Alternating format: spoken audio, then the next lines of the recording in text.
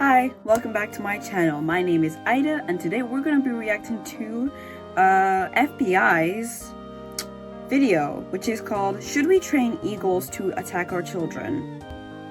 If you're new here, welcome. If you're not new here, you know the drill. We're just going to get right into this.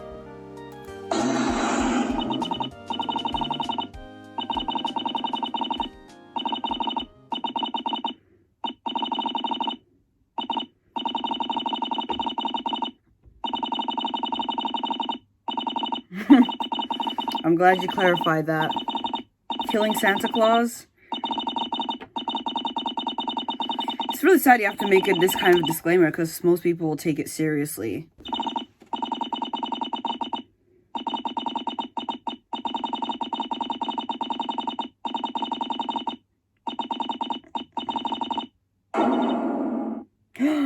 Ominous. I want to pet eagle so I can train it to kidnap. Wow.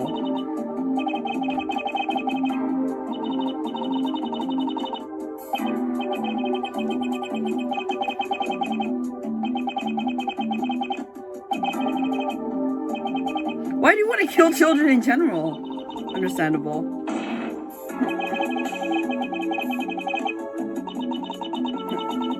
Why the parents?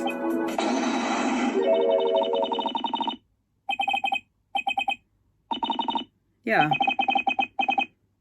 We're not using guns on children.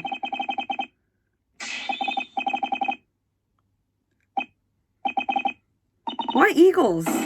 You're not American.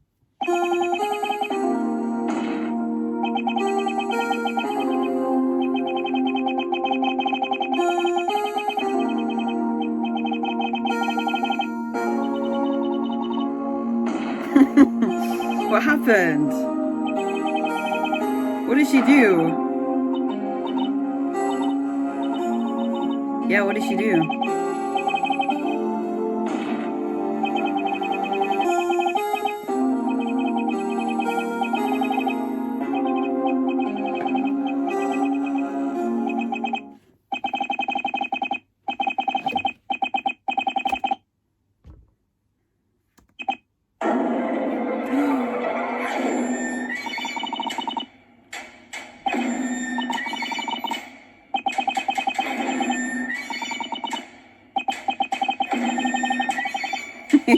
He's not done for what? Satan's puppet?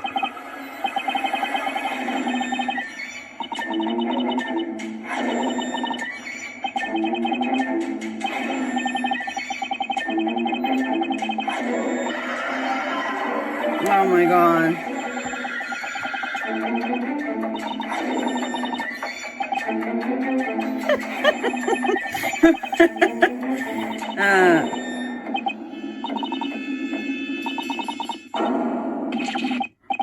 What it?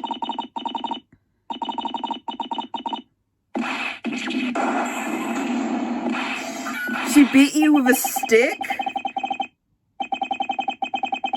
They laughed, didn't they?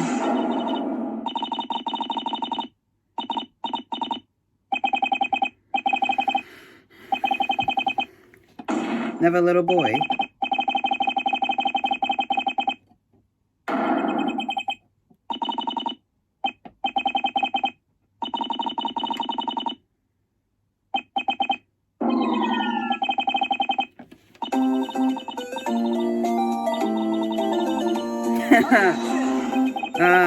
She would not be doing that if her parents were ethnic.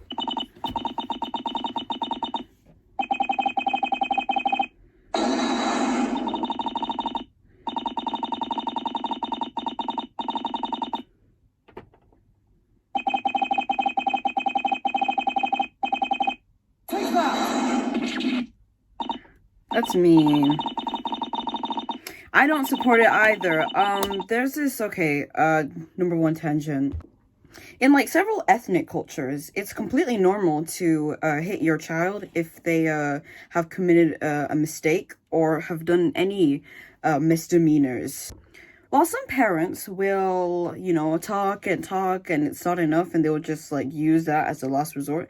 Some parents just like completely use that as their first resort and they just beat the child and they don't actually like teach them why it was wrong in the first place. Like, beating your kid is just gonna make them scared of you. I mean, of course, they're not gonna appear to commit that misdemeanor in front of you, because now they have developed a sense of fear around you. They know that if you know that they've committed a misdemeanor, they will get beaten. So you'll get like a lot of very strict parents whose children are still delinquents, who still turn out to still commit those misdemeanors to this day, even with the beatings. I feel like there are a lot more ways that you could get your kid to submit to you in ways that don't include like hitting them. Unfortunately, a lot of parents are not effective parents without that physical beating, that threat of getting hit. And then there's another thing about it being considered normal because, you know, generations before that, that also used to be a practice in their families. And also the generation before that, and so on.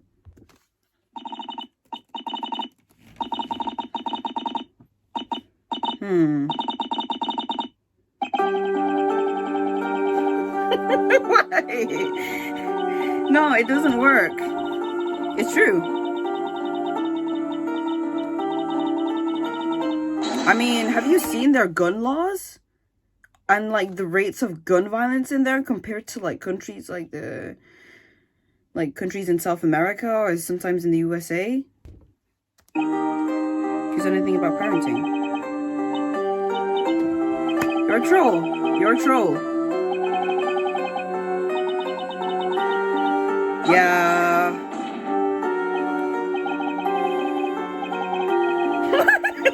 Why? Yeah.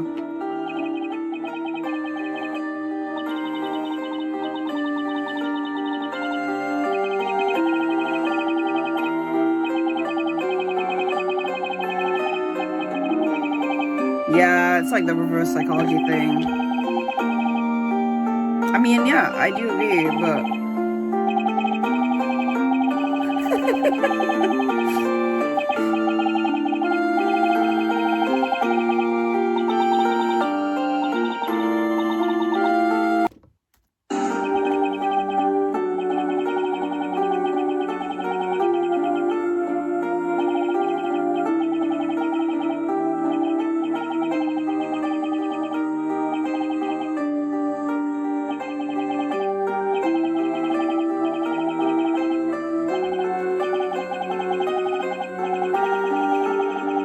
I mean, how many parents will admit that they're wrong?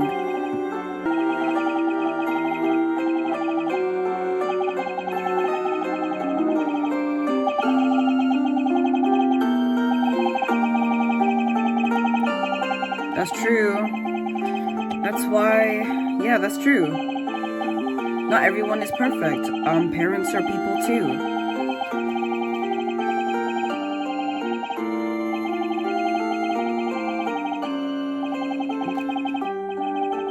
Was it because you're French?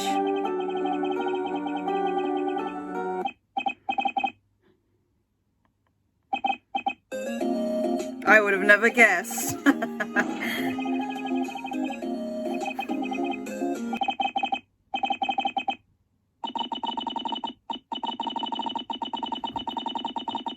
I don't know. I still don't think the froggy is impossibly stubborn. You always want to hit him.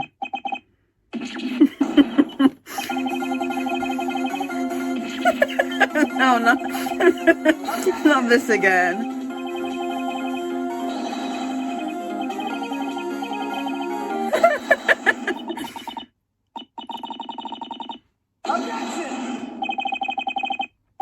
It's true. Yeah. Wait.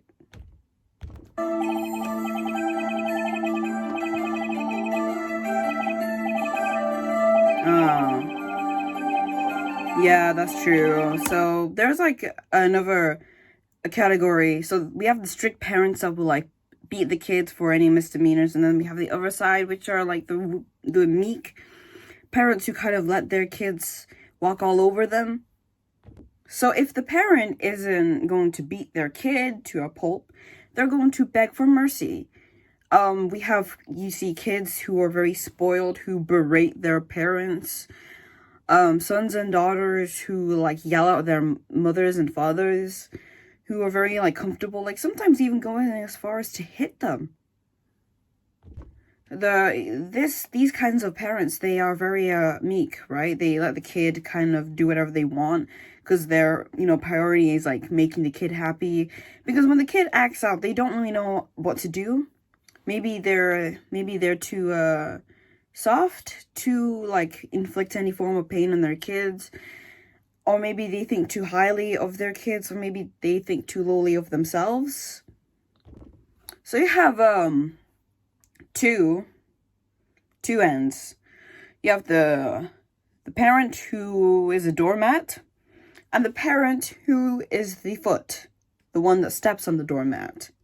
Either beat your kid to a pulp, or you cry and you beg for your kid to stop screaming, or you just basically bend to your every kid's whim. If you had no choice, which one would you rather be? That's true. Like they won't be able to. The kids won't be able to come to you if they have any personal problems because they're scared that you may lash out at them.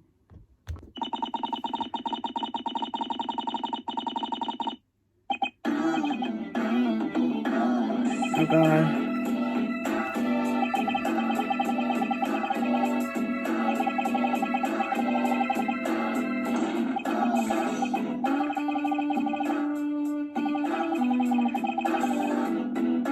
We call that trauma bonding.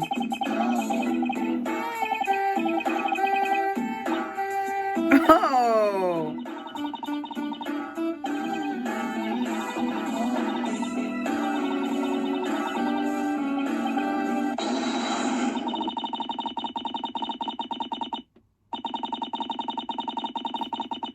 Yeah, so which one did you pick, though? No, you didn't. No, you didn't. We hear that. I hear that all the time. I turned out just fine. And if those people, God forbid, become parents, they will practice the same methods on their kids that their parents used on them. The just fine part is just the fact that you have developed a great scale of just like repressing those feelings that you have had from your childhood. It's one thing to cope with the fact that you had that, a parent who like beats you every Saturday. And then it's one thing to just like act like it's a normal thing. Also, Bull is never fine. So he's British, so he was already doomed from the start.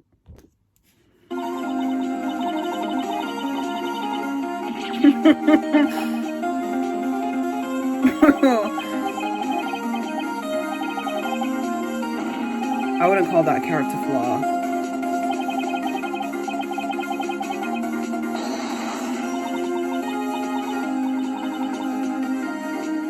Yeah.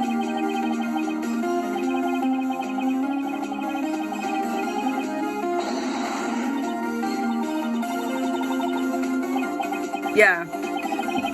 Of course, how very mature of you.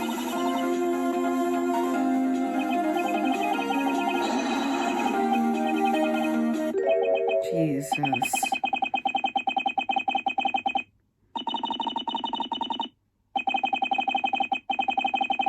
Oh. She's not that bad.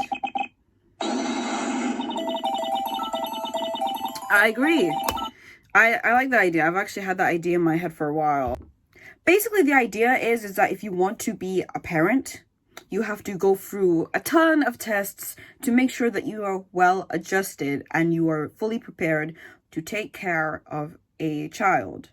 Now, whether this is like 1 or 2 children, doesn't matter. It's more based on like you as a person. Also, I wouldn't advocate just for like you personally. There's also economic factors, make sure you're financially stable enough to take care of a kid because kids are really expensive nowadays. But yeah, I agree. Basically, if you want to be a parent, you have to be like a well-adjusted human being. And that could be, that could, potentially like single out a lot of people who would love to have kids. And so that's why we have to make sure that these are based on factors that can be changed. I mean, obviously there is a flaw, like, if the parent has like later on a traumatic event that causes them to like switch, then that's also a flaw that we need to take into consideration. But we have to do the best we can do.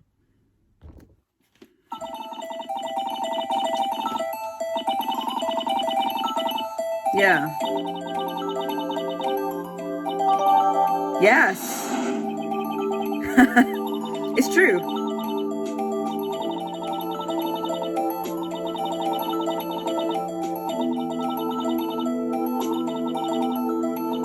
Scare them. That's a much better tactic.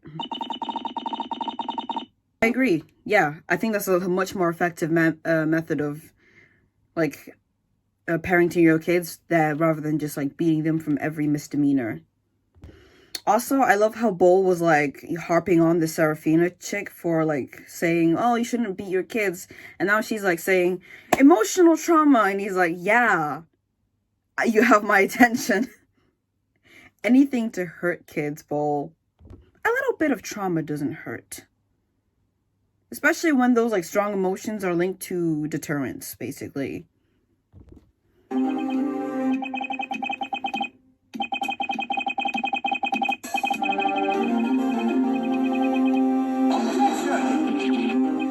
What's wrong with you? What are you talking about? Oh. I was about to say.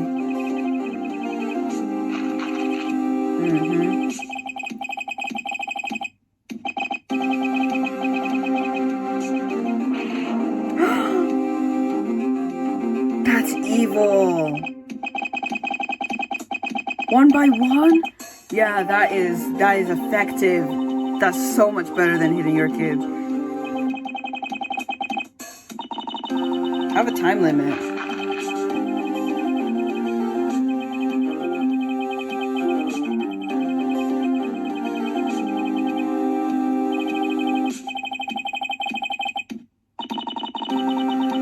No. He's got a point. Well, he won't know. The kid won't know.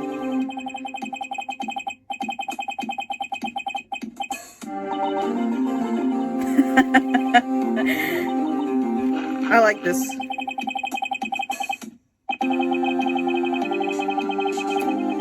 Well, you can like say, oh, Santa Claus is dead, something that really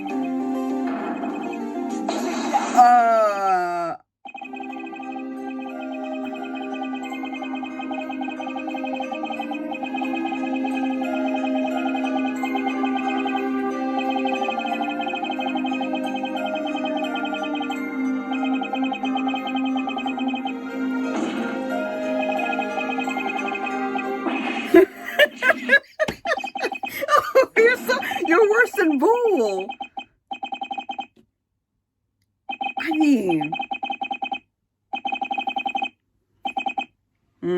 I mean, you couldn't kill Santa Claus if you tried. He's literally overpowered. I mean, I wouldn't go that far.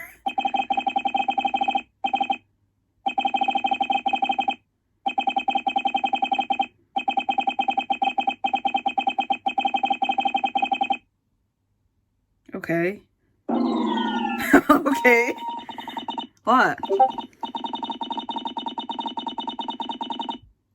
Yes?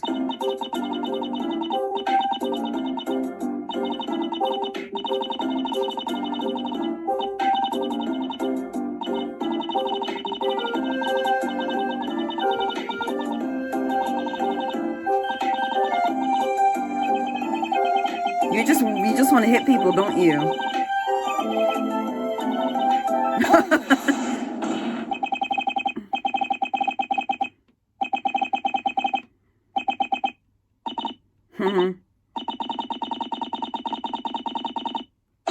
I like the license idea. Hi, Harry. Mr. Von Karma. Oh, okay.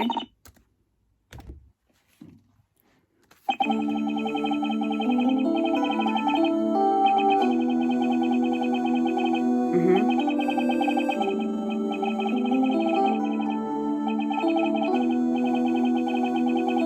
Hmm. Ah, see, I just brought that up. Kind of.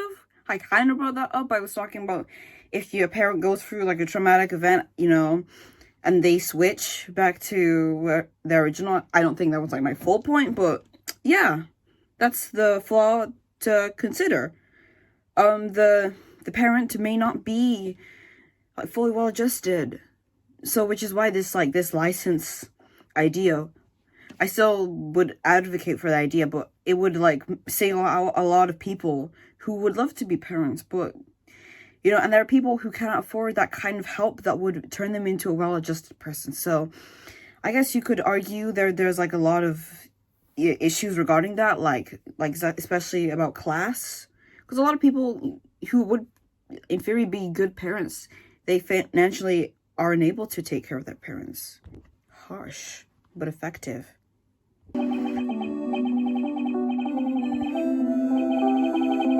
Okay, it's quite high.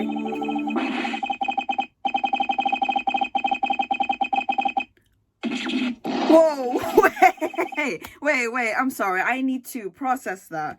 You want to separate kids from their parents so they can be raised by professionals in isolated. Where are these spaces? Orphanages?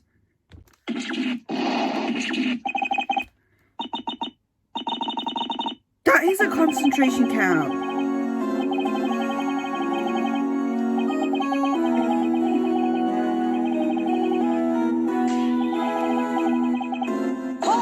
So an orphanage. Yeah.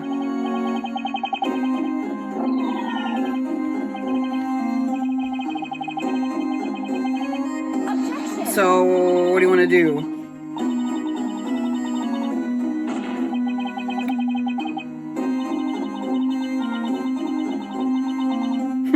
What is it? No, probably not. Yes, that's why we have. Yes, we have adoption centers and orphanages. Yes, Harry, I hate being touched. That's disappointing. Unhygienic? They make you happy. Maybe he's sensitive to touch. Yeah, you said professionals. Who are these qualified people? Who? Mr. My Cocaine.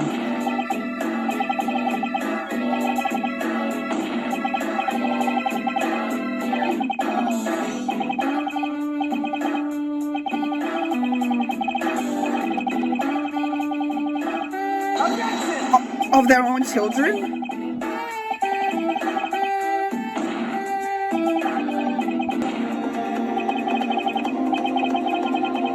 You can't. They have to do it by choice. Well, you just said, you just mentioned like the dog whisperer example in which when the parent leaves the room, I'm sorry, when the owner leaves the room, the dog goes back and does its original hijinks. So what do you mean you fail to see how this is important, the aspect of people respecting you? Because if people respect you, they will probably want to do what you say. By the way, Manfred is like one of my favorite villains.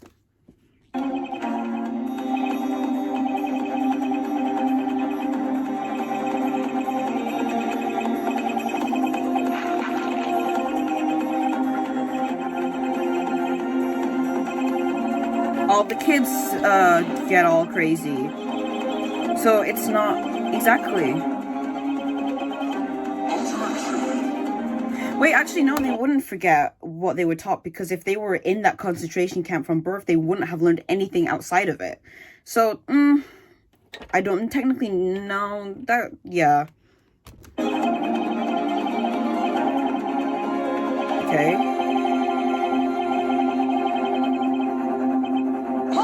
Yes? So you do agree.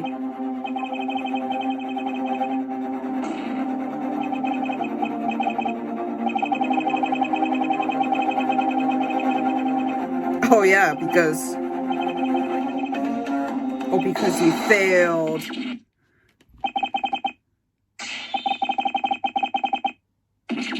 What?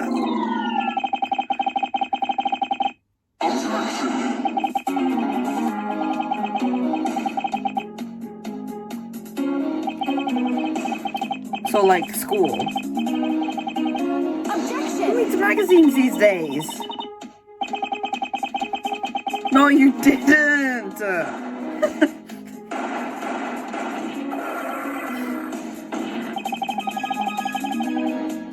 Well, okay, well, I mean, the reason why parents are not present in most, like, animes is because, you know, the parents are technically, like, seen as holding the kid back, and it's supposed to be a fantasy. It's supposed to be a fantasy of the kid going on their own adventures, and it's like giving them a sense of freedom. Parents in real life are not supposed to be your actual obstacles. They shouldn't be holding you back. I mean, if they're holding you back, it should be for the sake of your safety.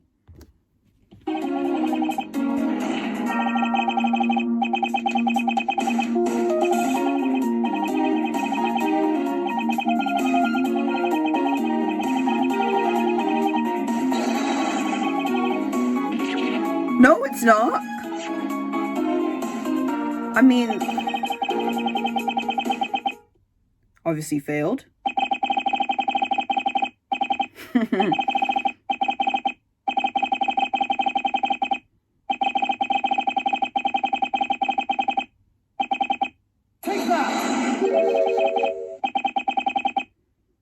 I mean, he told you that you were 5'7".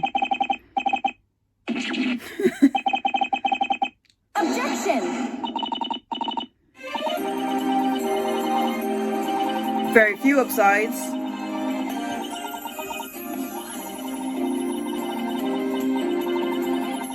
Hold it!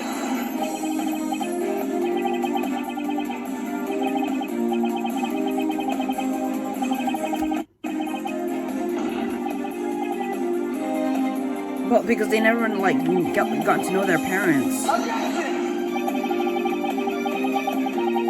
Exactly, so it takes over and replaces the role.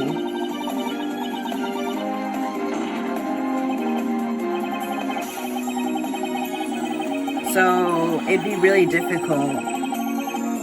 Yeah.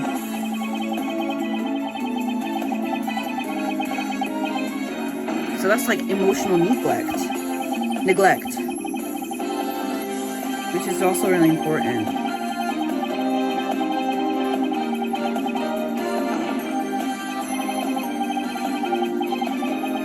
That's not possible.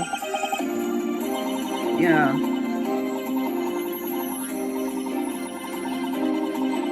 A friend, basically.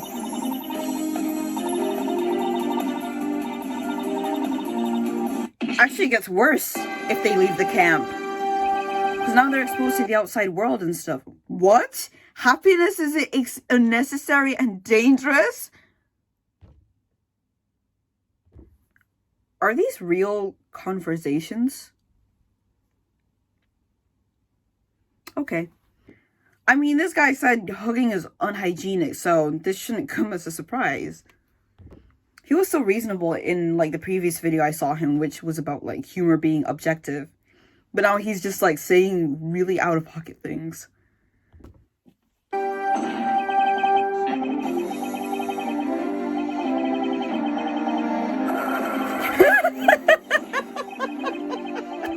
Oh God, happiness is one of the worst things that can happen to this planet. Oh no, you are not real. Jesus.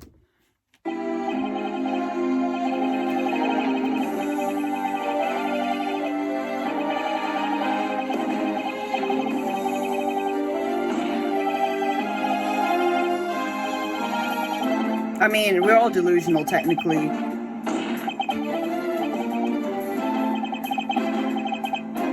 You mean Because trauma is interesting.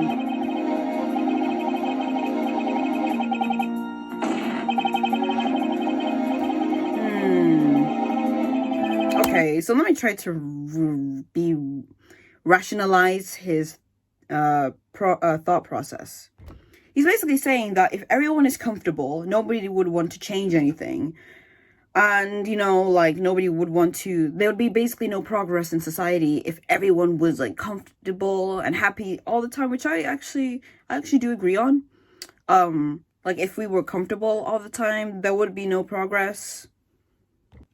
There's this saying about good times making weak men, and weak men making hard times, and hard times making strong men. And then strong men end up making good times. So basically, yeah, if everyone was like happy and comfortable 24/7, of course there'd be no progress. Because you think that the world is perfect. That's why you're so in bliss. We say there's a term also called ignorance is bliss, which means that people who are like really happy, they're not fully aware of like the pain that's going on in the world at the moment they are like in complete bliss. It's true. A lot of popular characters in media aren't like the happy-go-lucky characters with good lives. It's the miserable characters, the edgy characters with traumatic stories, traumatic backstories, with basic like lore that goes back 500 pages if you're reading, and goes back 500 episodes if you're watching. There's also this whole thing about trauma adding spice to the characters, which is like its own thing. It does add like an element to them that's like interesting, because now they have it gives the character an obstacle that they can overcome. With miserable people, they have a lot of obstacles, and we want to see them like overcome them in media. So basically, the reason why a lot of characters are miserable is because they have to be, because they cannot be happy until they reach the end of the story. I literally already like made this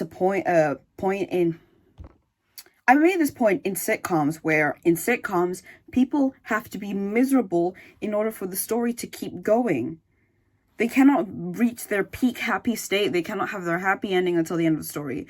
So the reason why characters are often like miserable is for progress. Because as I said about the quote about good times make weak men make hard times, and hard times make strong men. That's true. But no, Jesus. I do agree with happiness like kind of being a form of delusion, but there's nothing wrong with a little delusion, right? But saying that it needs to be banned? Oh wow. This guy's unhinged.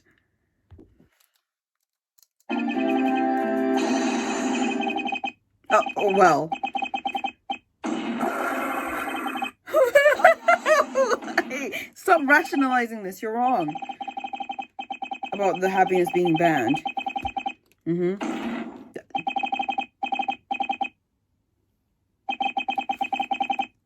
Oof.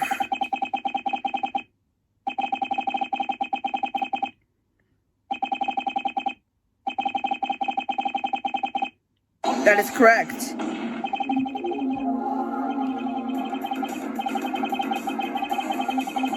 They're the future.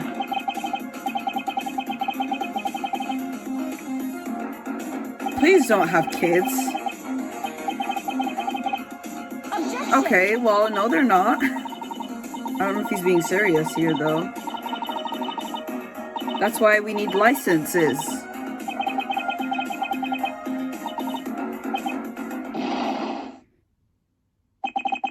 Pardon?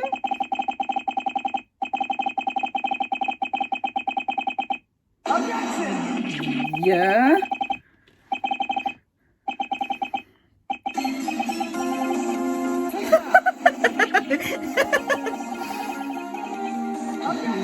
Yes.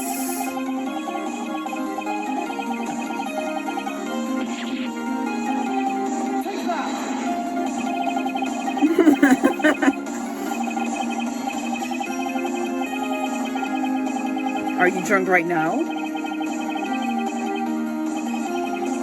you're British.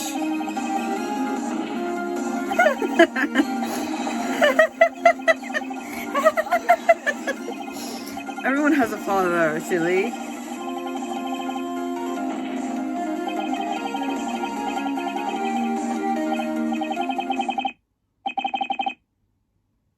No.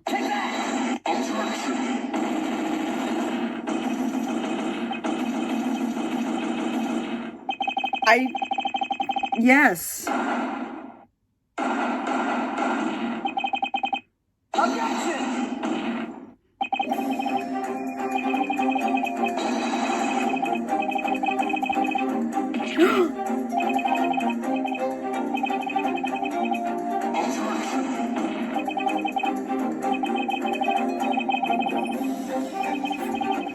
Is either a privilege or unpopular choice.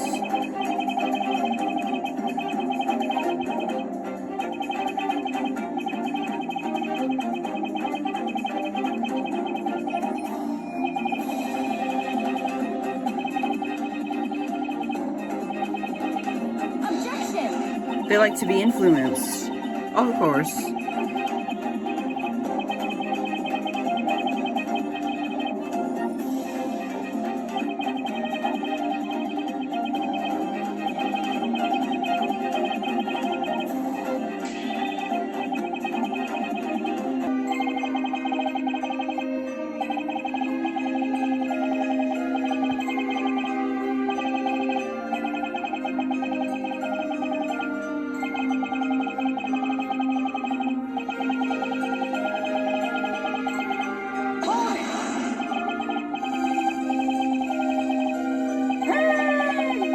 Kind of. They're basically very similar.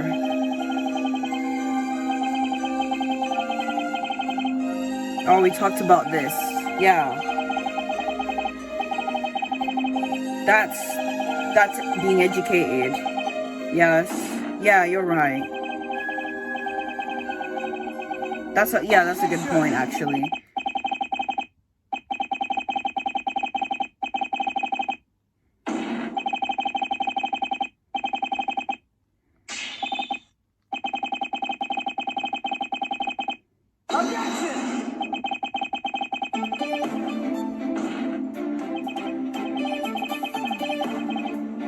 That's gonna be a very expensive project.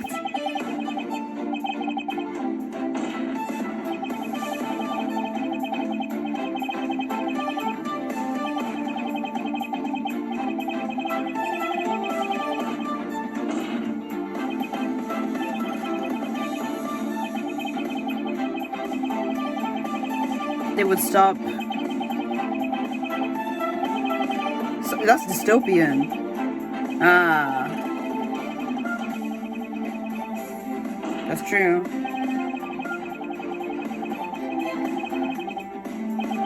He's like, oh, well, we can encourage people. We can teach them to think.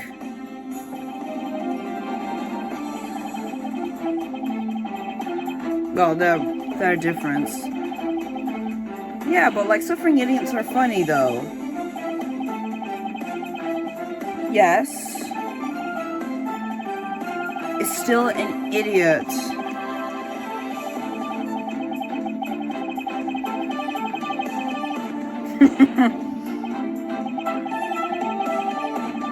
That is what progress.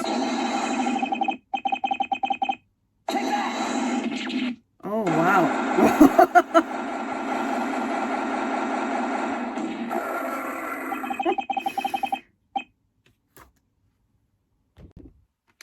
This is what Harry calls people who defend mediocrity while frowning upon people who try to do better.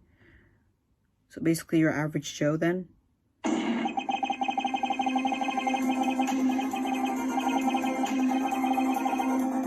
I remember the guy. Remember Cypher? Remember Cypher from like the previous two videos about humor and art? He used these terms, elitist and pretentious, a lot. And it wasn't even like elitist. It was just about like, you know, with humor and art. It was all about like objective talent. I feel like he'd probably be one of those pretentious guys Harry was mentioning then. like defending mediocrity. It was essentially what he was doing indirectly in both videos about art and humor.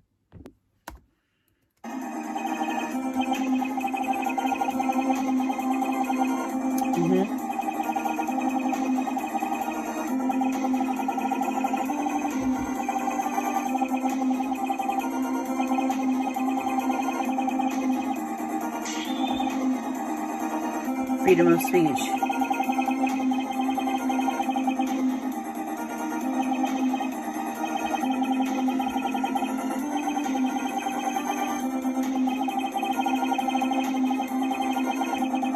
That's true.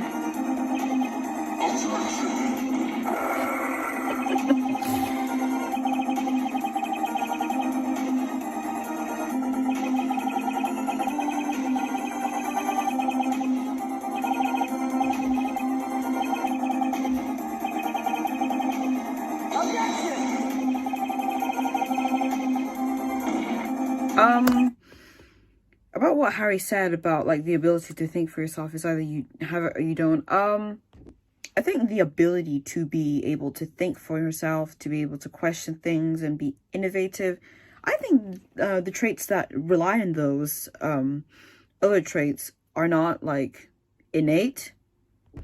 You could teach someone values that align with being able to question things and think for yourself. I mean, the thinking for yourself part is largely influential, but I think you can teach people to be creative and innovative. I don't think, like, yeah, there are some people who are very genetically gifted, like they're gifted from birth, but there are other people. It's not like, it's not just by nature. Someone can learn to finally think and question, because these things are not like, they're more environmental.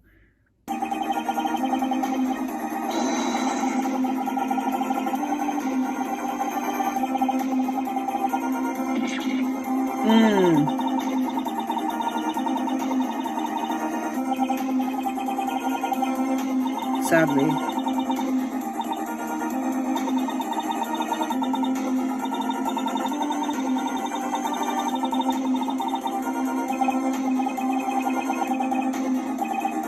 Correct.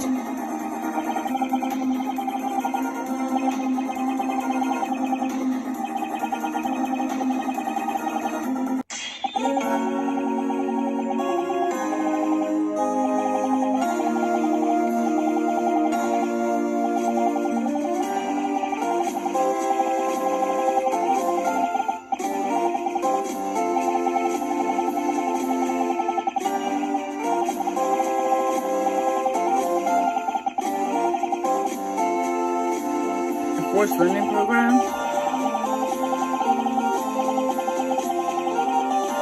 Whoa.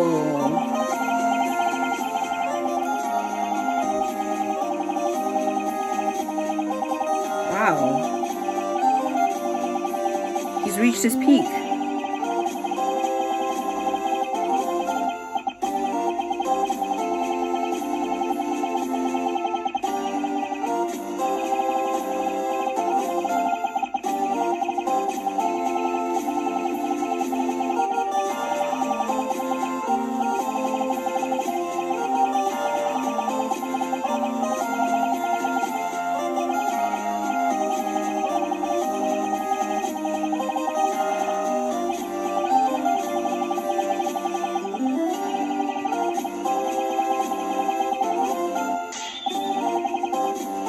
Mediocrity. I mean, that's yeah. I kind of agree. That's true. That's what I'm worried about. Like, what would the concentration camp look like?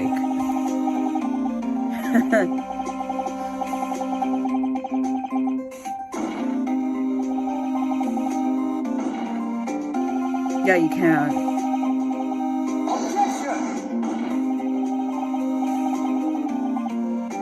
We know about space.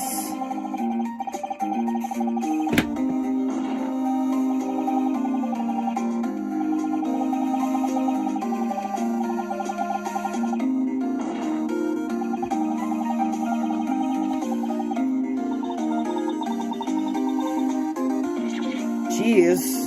Well, sorry.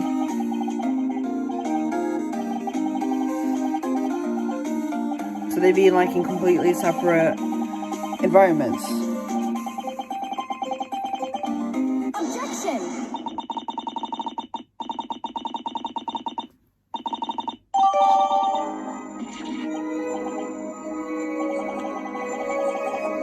Ooh. Come on, Bull.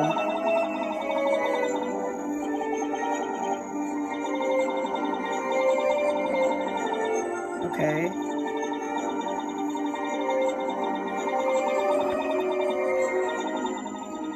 Oh.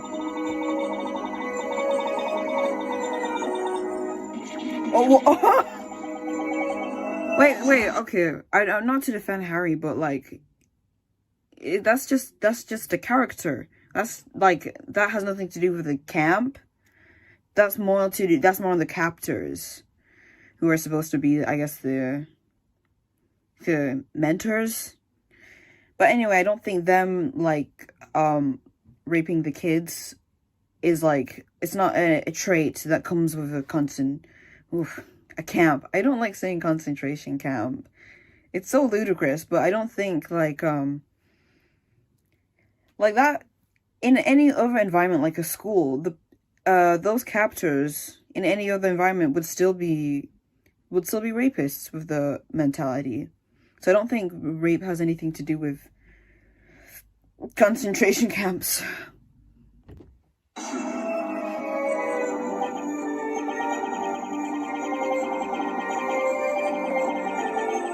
Yeah, that's it as well.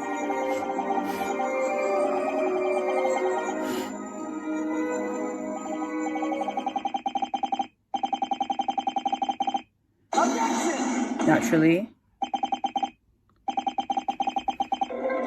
Oh. Wow. Definitely. It really is.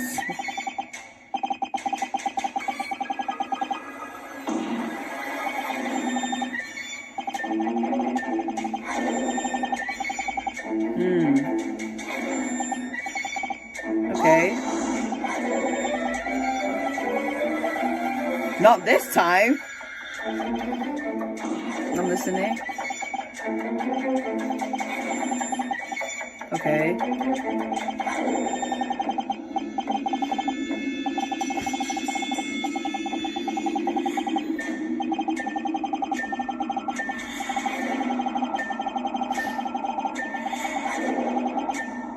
Okay. What would the cameras be?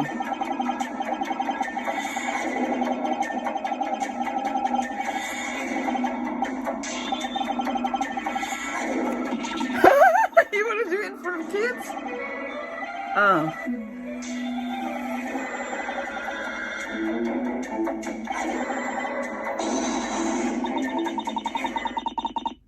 Wait. You know what? No, I'm okay with that, actually.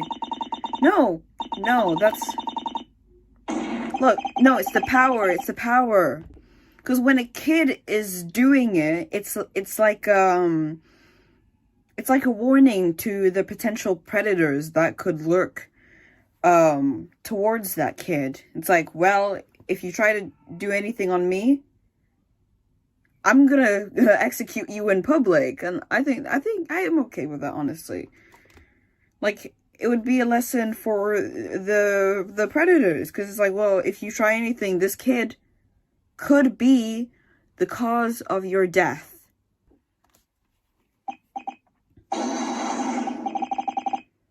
That's actually based. He did not say that.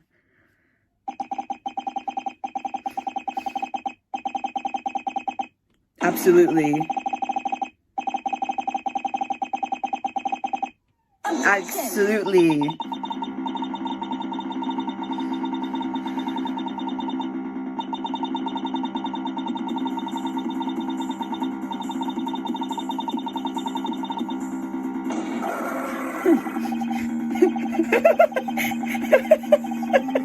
Okay, wait, what? Oh god, he's a cuss.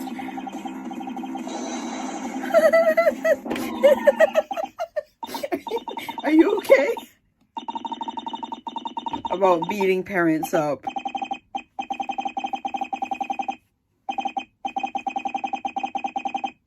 Okay.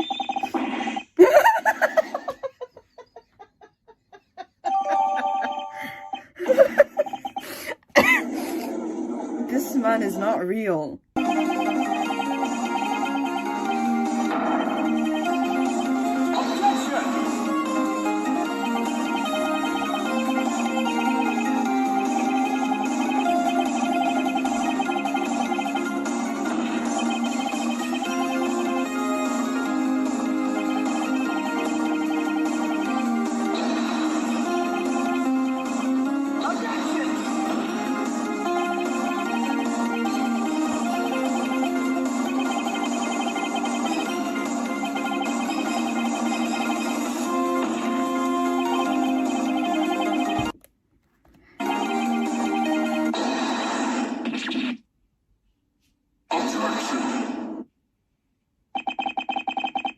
What?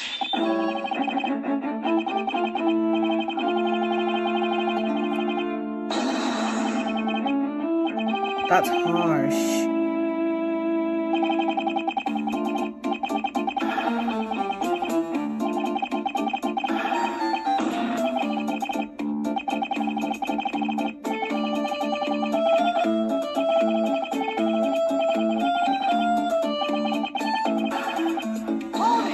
I think most of them would run away. Yeah.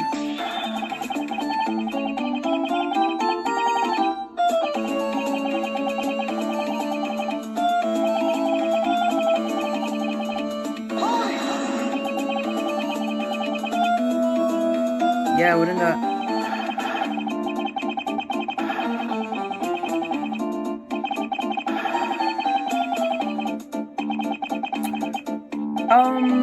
Who's checking the footage though? Like who's gonna be the one like checking every single staff member's footage?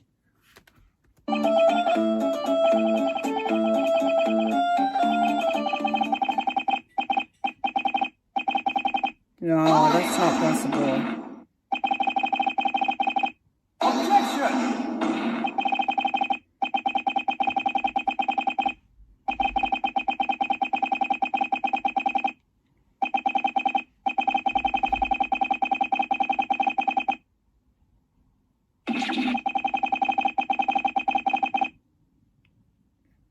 I mean, would they be able to even if it was a crime?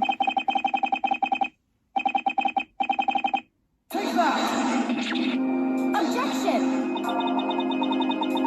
Every single ounce of footage? They're not human. You need robots for that, actually. You need AI.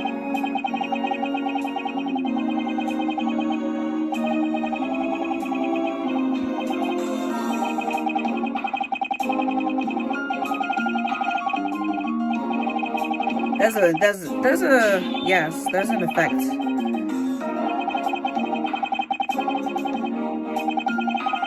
Sorry, the effect that I was referring to. Let me look that up quickly so I know what I'm talking about. The Hawthorne effect. Hawthorne? Yes, so basically, it's basically when subjects of an experimental study change or improve their behavior because it is being evaluated or studied. So basically, when someone like feels like they're being watched, whether they are actually being watched or they aren't, they will act accordingly. They will be like, oh, somebody's watching me. I have to watch what I say, watch what I do. And it's very effective.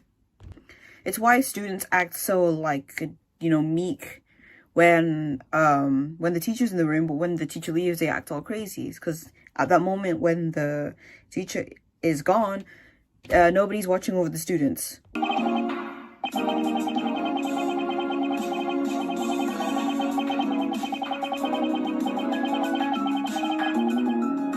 Oh, that's a good idea. Yeah.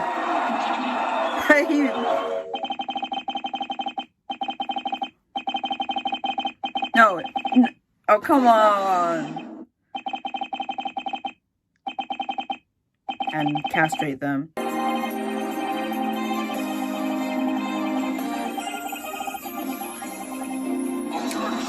Well, the whole fun effect.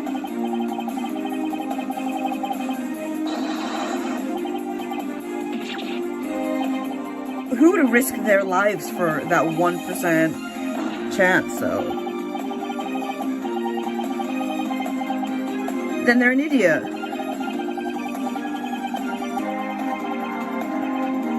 I mean, they'll be exposed anyway. I know they won't. No, we can't.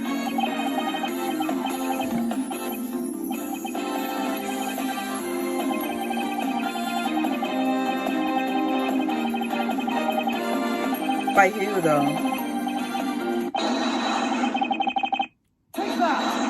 No, that's actually really based. That's true. Yeah, you won. You won the argument, honestly. Yeah. Concentration camps for children.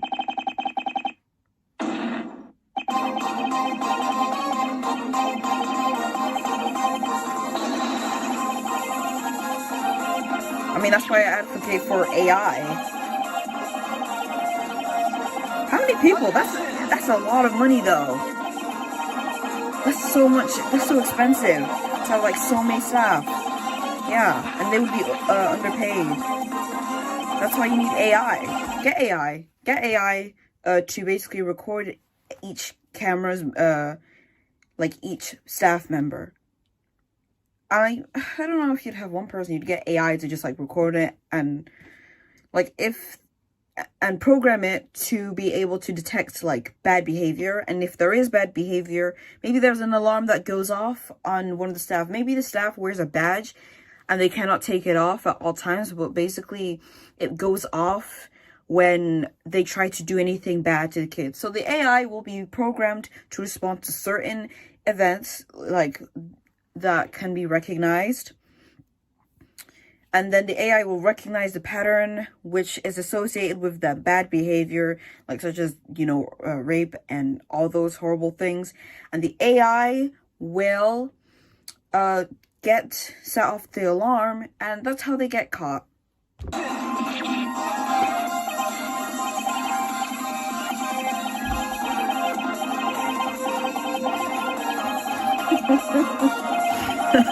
yeah, actually, I'd advocate for that. I heard about that too.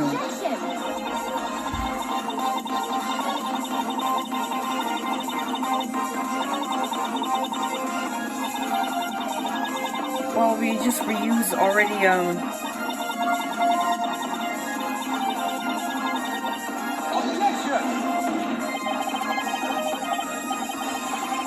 Objection! Modify them. Wash them. We expand them.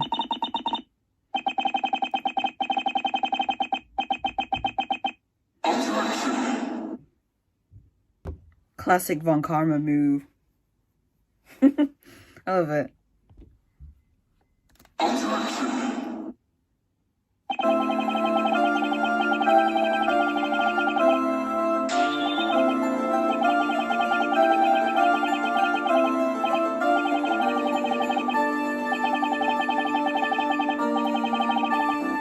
Ah.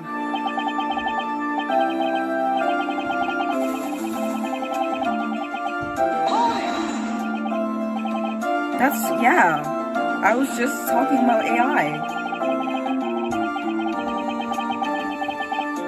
Well, that's how we keep updating it.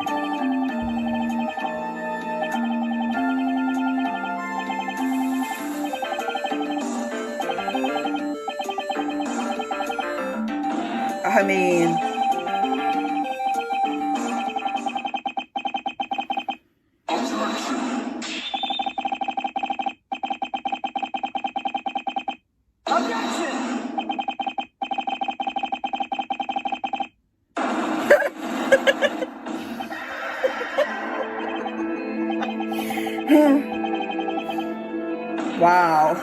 I mean, yeah, that's true. We should keep the world moving.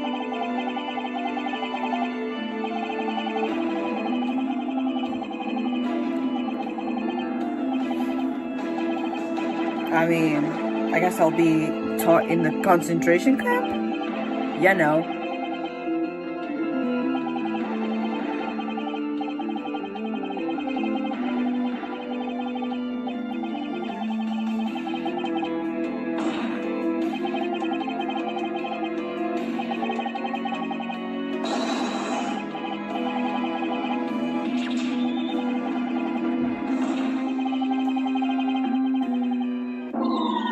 Oh my god, you're still here? Hi. Hi, Bowl.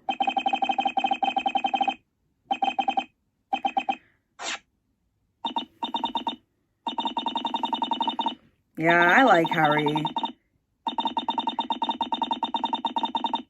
He was right. It's true. Yeah, she went over a video about that.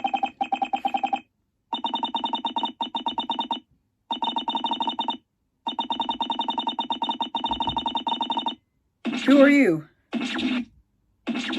You came back. Objection. Objection. Objection!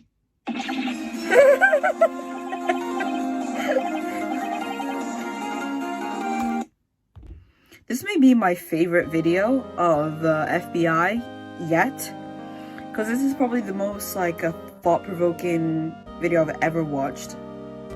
When I first heard concentration camp, I was like, what? Concentration camps? You know what they did to people there? And then he like continued and he started making more and more sense. And what he said about like kids being safer from pedophiles in that system rather than school, it was correct, because it has a very like strict system in which it punishes predators very like harshly, very like public execution, body mutilation, lab rats, castration. Like these things, you're gonna really think, oh, a pedophile is gonna try to apply to touch little kids, only to realize that they have to wear like free cameras on them, or they have special uniforms that monitors their every like second of their behavior, and they are going to risk all that just to touch a few kids that they can access other places.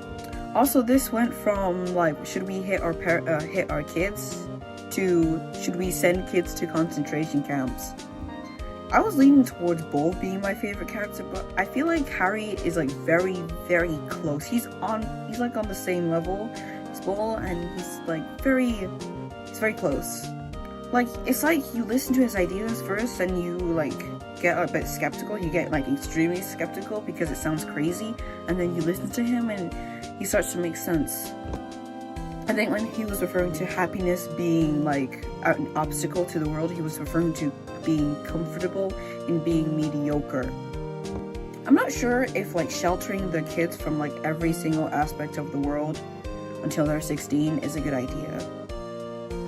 If you have intentions to keep the children indoors in the concentration camp until they turn 16, you have to delude them into thinking that they are exploring the world. Like, trick them into making this concentration camp seem like a mini village, a mini city, right?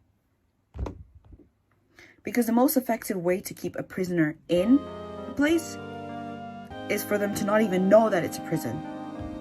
So, and about like, you know, kids having personal relationships with like parental figures, that would have to be like a lot of staff members, and that would cause like a pay problem, because that means that you would have to pay people less. How many like children compared to staff members would there be in theory? Because this seems to work for like a small number of children compared to you know, hundreds and hundreds or thousands and thousands, because we don't know how big this concentration camp is. If money wasn't an issue, I feel like these kinds of systems would already be built. That's incredible. That really is incredible. Wow. I really did a lot of thinking. This video is probably going to be like over an hour long. This video is like almost an hour long anyway. That was my reaction video. I hope you enjoyed, and if you want to see more, you know, click the like and subscribe button, and I will see you next time. Okay, bye.